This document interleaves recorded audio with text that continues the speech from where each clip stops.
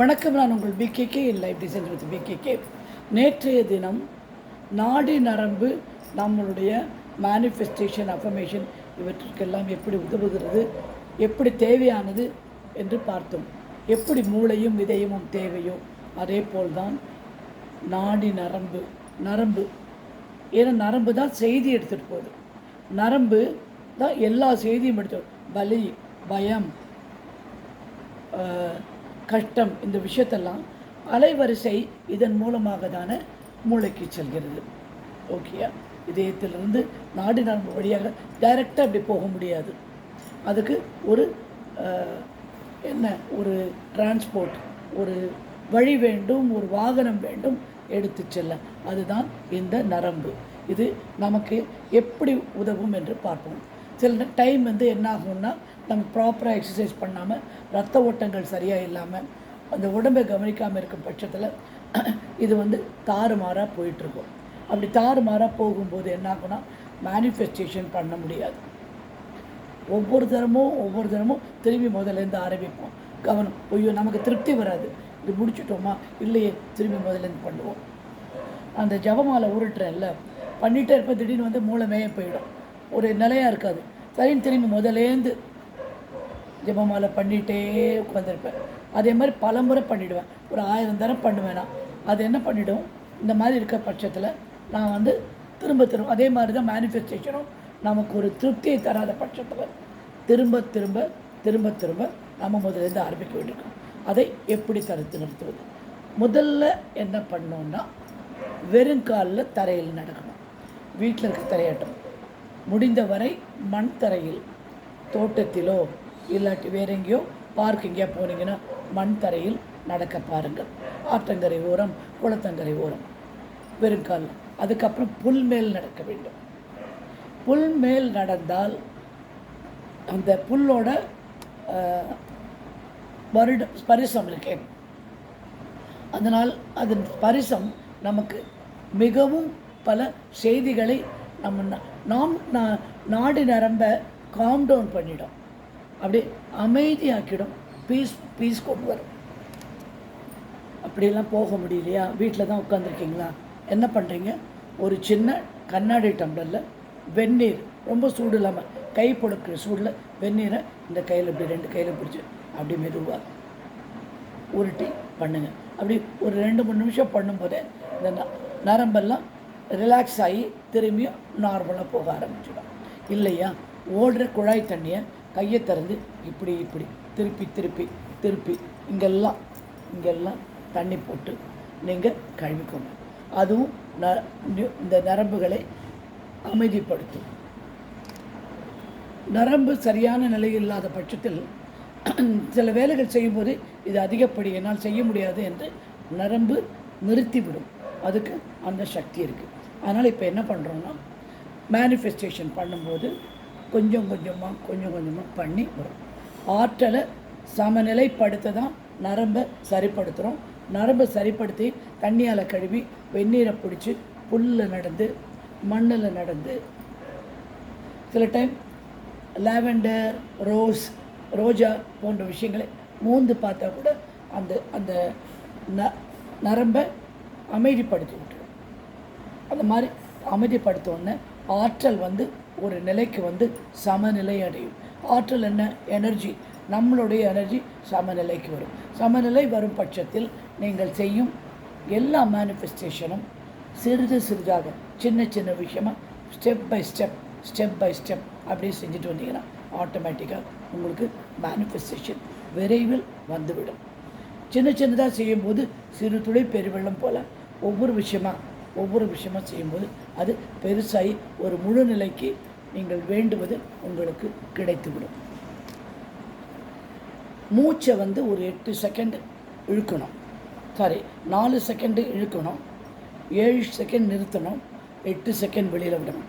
இது பண்ணும்போது பயம் வரும்போது செய்ய வேண்டியது. இது நீங்கள் பண்ணிகிட்டே வந்தீங்கன்னா ஒரு 10 தரம் பண்ணால் போதும்.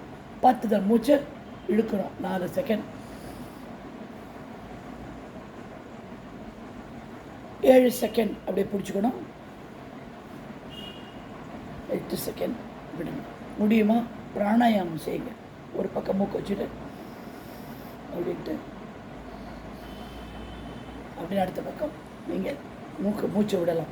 அந்த மாதிரி ஒரு 10 முறை செஞ்சால் அப்படியே பயம், கோபம் இதெல்லாம் கம்ப்ளீட்டாக தணிந்து உங்களை ஒரு சமாதான நிலைக்கு கொண்டு வந்து சொல்லும். அந்த சமாதான நிலை வரும்போது தான் நமக்கு மேனிஃபெஸ்டேஷன் எல்லாம் நம்ம பண்ண இது இயலும். நம்ம எல்லாருக்கும் ரொம்ப முக்கியமான விஷயம், பாதுகாப்பாக இருக்கிறோம், பயம் இல்லாமல் இருக்கிறோம், எந்தவித பிரச்சனையும் இல்லாமல் இருக்கிறோம் அப்படின்னு. சில நேரத்தில் என்ன ஆகிடும், அப்படியே ஸ்டாக்னேட் ஆகிட்டோம், இந்த இடத்துல நிற்கிறோம், இன்னும் முன்னேறவில்லையே அப்படின்னு தோணும். சில முடிவுகள் சரியாக எடுக்க முடியலை அப்படின்னு தோணும். தயக்கம் வரும், மனசில் ஒட்டாமல் ஏதோ நடக்குது அப்படின்னு. இந்த மாதிரி விஷயங்களுக்கெல்லாம் காரணம் இந்த நரம்பு மண்டலம் தான். ஏன்னா அது ஒரு விதத்துக்கு மேலே அந்த விஷயங்களை ஏற்றுக்கொள்ள மறுத்து விடுகிறது. அதை நன்றாக கவனிப்பதற்கு நான் மேற்சொல்ல எக்ஸசைஸ் செய்யலாம். இந்த நிச்சயமாகவே கையை காலை நீட்டி மடக்கி அந்த காலை உயர்த்தி இப்படி வச்சு இப்படி அப்புறம் இறக்கி திரும்பி உயர்த்தி ஒவ்வொரு காலம் அதை பண்ணி காலை தொட்டு கையை இப்படி இப்படி மடக்கி நீட்டி அப்புறம் கையை இப்படி நீட்டி கொஞ்சம் நேரம் வச்சு திரும்பி இறக்கிட்டு அது மாதிரி ஒவ்வொன்றும் 10 தரம் 10 செகண்ட் பண்ணி முடிங்க. அப்படி பண்ணும்போது இந்த நரம்பு மண்டலம் ஒரு சுறுசுறுப்பு. எல்லாருக்கும் என்ன வேணும், என்ன நீ கவனிக்கணும், உன்னை கவனித்தா உனக்கு ரொம்ப பிடிக்கல. அந்த மாதிரி தான் நரம்பு மண்டலம் ஒரு குழந்தை, அதை கவனிக்க வேண்டும். சரியான முறையில் அதற்கு போஷாக் அளிக்க வேண்டும். அதுக்கு போஷாக் அளிக்கிறது என்னென்னா எக்ஸசைஸ் பண்ணுறது. எக்ஸசைஸ் பண்ணும்போது அடைப்பு எதுவும் இல்லாமல் அதிக கஷ்டம். மசில் ரிலாக்ஸ் பண்ணும்போது இந்த தசையெல்லாம் ரிலாக்ஸ் பண்ணும்போது நரம்பு தானாக ரிலாக்ஸ் ஆகிடும். ரிலாக்ஸ் பண்ணுறதுக்கு டென்ஷன் பண்ணணும், அப்படி இழுத்தி டென்ஷன் பண்ணிவிட்டு திரும்பி இறக்கும்போது ஆட்டோமேட்டிக்காக அது ரிலாக்ஸ் ஆகிடும். அப்படி ரிலாக்ஸ் ஆகும் பட்சத்தில் உங்களுக்கு தேவையான அனைத்தையும் செய்ய சரியான மனநிலை, ஆற்றல், அப்புறம் கவனம், ஃபோக்கஸ் அப்படிம்பாங்க, எல்லாமே நமக்கு இது கொண்டு வந்து பாருங்கள். இந்த நரம்பு எவ்வளோ பெரிய உள்ளூண்டு மெல்லிசா உடம்பில் எத்தனையோ 1000 நரம்புகள் ஓடுது. அது என்ன விதமான வேலை செய்யுதுன்னு உங்களுக்கு இப்போ புரியுது இல்லையா? கை காலை நல்லா உதறிக்கணும். அப்புறம் என்ன பண்ணுறீங்க, வாஷ் பேசினில் எங்கேயோ போய் தண்ணி எடுத்து மூஞ்சில் படார் குளிர்ந்த நீர் அப்படின்னு இல்லை, குளிர்ந்த நீரில் குடிங்க. இதெல்லாம் என்ன பண்ணுன்னா ஒரு சுறுசுறுப்பு. திடீர்னு பார்த்தா ரொம்ப சுறுசுறுப்பாக இருக்கும். சுறுசுறுப்பாக இருந்தால் ஆட்டோமேட்டிக்காக உங்களுக்கு செய்ய வேண்டிய வேலை அத்தனையும் செய்ய முடியும். அது மேனிஃபெஸ்டேஷன் ஆகட்டும், காட்சிப்படுத்துதல் ஆகட்டும், எதுவாகட்டும். 2வது, உங்கள் கதையை எழுத ஆரம்பிங்கள். பலமுறை சொல்லிட்டேன், அது ஸ்கிரிப்ட் ரைட்டிங்னு பேர். நான் மேனிஃபெஸ்டேஷன் டெக்னிக்கில் அது ஒன்று. எப்படி எழுதுவீங்க கதை? நான் இன்று காலையில் எழுந்தவுடன் நல்ல ஒரு காஃபி குடித்தேன். 4:30 மணிக்கு எழுந்து இந்த அஃபர்மேஷன்லாம் எழுதிங்களோ அந்த அஃபர்மேஷனை எழுதுங்க. ஒரு லைன் எழுதுங்க. இந்த அஃபர்மேஷன் எழுதினேன், இந்த அஃபர்மேஷன் எழுதினேன், இந்த அஃபர்மேஷன் எழுதினேன் அப்படின்னு சொல்லி எழுதுங்க. அதை எழுதி முடிச்சிட்டிங்கன்னா அதை ஸ்கிரிப்டிங்காக எடுத்து வச்சுருங்க. அடுத்தது மனசில் என்ன தோணுதோ அதை எல்லாமே ஸ்கிரிப்டிங்கில் நீங்கள் எழுதலாம். அது ஒன்றும் பெரிய விஷயமே கிடையாது. ஒரு ஸ்கிரிப்டிங்காக ஒரு நோட் புக் போட்டுக்கோங்க, அதை ரெகுலராக யூஸ் பண்ண ஆரம்பிக்கும். இன்னொரு விஷயம், நம்ம ரொம்ப பெரிய தப்பு என்ன பண்ணுறோம் அப்படின்னா, மற்றவங்கள சந்தோஷப்படுத்தணும் அப்படின்னு பார்க்குறோம். நம்மளை விட மற்றவங்கள சந்தோஷப்படுத்தணும் அப்படின்னு பார்க்கும்போது என்ன ஆகிடும்னா உங்களுடைய சந்தோஷம் காணாமல் போயிடும். முதல்ல உங்களை நீங்கள் நிம்மதியாக சந்தோஷமாக வச்சுக்கணும். எப்படி சந்தோஷமாக நிம்மதியாக இருக்கிறதுன்னு நீங்கள் முதல்ல பார்த்துக்கணும். அதை பண்ணிவிட்டு அடுத்தவங்க சந்தோஷப்போங்க. நீங்கள் ரொம்ப முக்கியம். Love your self. உங்கள் மீது அன்பு காட்டுங்கள், பரிந்துரைங்கள், அன்பு செலுத்துங்கள். நல்லபடியாக பார்த்துக்கணும், நல்லபடியாக உடம்பு இருக்கணும், நல்லா சாப்பிடணும், சிரிக்கணும், சந்தோஷப்படணும். இதெல்லாம் நீங்கள் பண்ணிவிட்டு அடுத்தவங்க மேலே காமிக்கும்போது ஆட்டோமேட்டிக்காக அது இரட்டிப்பாகிவிடும். இந்த மாதிரி நீங்கள் உங்களை பார்க்கும்போது நீங்கள் செய்கிற அத்தனை விஷயமும் 1க்கு 2 ஆகிவிடும், ரெட்டிப்பாகிவிடும். கண்ணாடியை பார்த்தா நம்ம நினைக்கிறது நம்ம மூஞ்சி தான் தெரியும். அதே கண்ணாடியில் நம்ம ஏதாவது விஷயங்கள் சொன்னாலும் அதுவும் நடந்துவிடும் நீங்கள் விரும்புவது போல. தகுதியில்லா மக்களிடம் உதவி செய்யாதீர்கள், அன்பு அதிகம் காட்டாதீர்கள். அதுக்கு நான் உங்கள்கிட்ட கோவப்பட்டு பேசணுன்னே இல்லை. தகுதி இல்லாதவன எங்கள் அம்மா சொல்லுவாங்க, பாத்திரம் மருந்து பிச்சை எடு. நான் இந்த காசு போடுவேன்ல, போடுவேன், யோ குடிக்காதையா, என் காசை வச்சு நான் ரொம்ப இந்த வயசில் வேலை செஞ்சு சம்பாதிக்கிறேன் அப்படி சொல்லுவேன். யாருக்கு என்ன தகுதி, இந்த பணம் கொண்டு அவங்களுக்கு நன்மை பயக்குமா, இல்லை அது வேறு ஏதாவது பண்ணுவாங்கன்னா அதுக்கேற்ற மாதிரி நீங்கள் ஆளுங்களுக்கு உதவி செய்வதும் மிக முக்கியம். செய்து கொண்டே இருக்கும்போது ஒரு நாள் நீங்கள் செய்யாமல் இருந்தால் அவங்க சொல்லுவாங்க, இத்தனை நாள் செஞ்சவங்க செய்யலைப்பாரு அப்படின்னு. ஏதாவது புதுசாக ஒருத்தர் வந்து செஞ்சால் அது பெரிய விஷயமா அவங்களுக்கு கண்டுப்படும். அப்போது நீங்கள் மன வருத்தப்படுவீங்க. அதனால் பாத்திரம் மருந்து இதெல்லாம் எதுக்கு சொல்கிறேன்னா, இதெல்லாம் நம்ம மனநிலை பாதிக்கும். நம்ம மனநிலை பாதித்தால் நம் உடல்நிலை பாதிக்கப்படும். உடல்நிலை பாதிக்கும் போது நமக்கு தேவையான ஒரு வாழ்க்கையை நாம் வாழவே முடியாது. புரிந்ததா? எனவே நரம்புகளை பாதுகாத்து கொள்ளுங்கள். எப்படி பாதுகாக்குதுன்னு சொல்லிட்டேன், நேற்று கூட சொன்னேன். இது 2ஆம் பகுதி ஆக்சுவலாக. அடுத்தது என்னென்னா, ஒரு புதிய மேனிஃபெஸ்டேஷன் டெக்னிக். இந்த பூமி, வானம், நீர், காற்று, நெருப்பு இவை எனத்தின் சாட்சியாக பிரபஞ்சத்திடம் கேட்கிறேன். எனக்கு தேவையான என்ன தேவை? பணம், பதவி, பொருள், மன அமைதி, குழந்தை கல்யாணம், பிள்ளை பிறப்பு, எது வேணுமோ அதை நீங்கள் இதை வச்சு, உடல் நலம், இது எல்லாமே நீங்கள் கேட்டுடுங்க.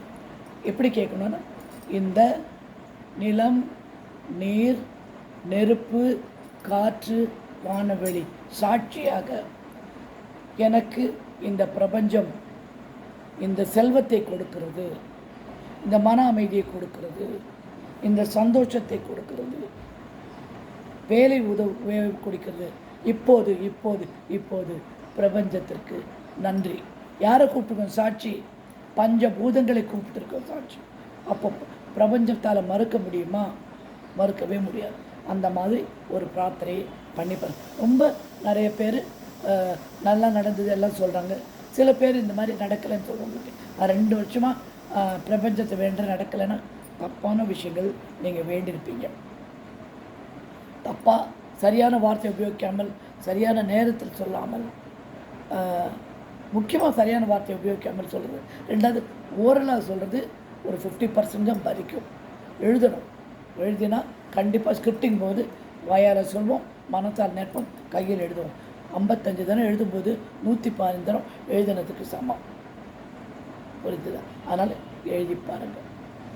இன்னொரு செய்தி, உங்கள் அனைவருக்கும் நன்றி.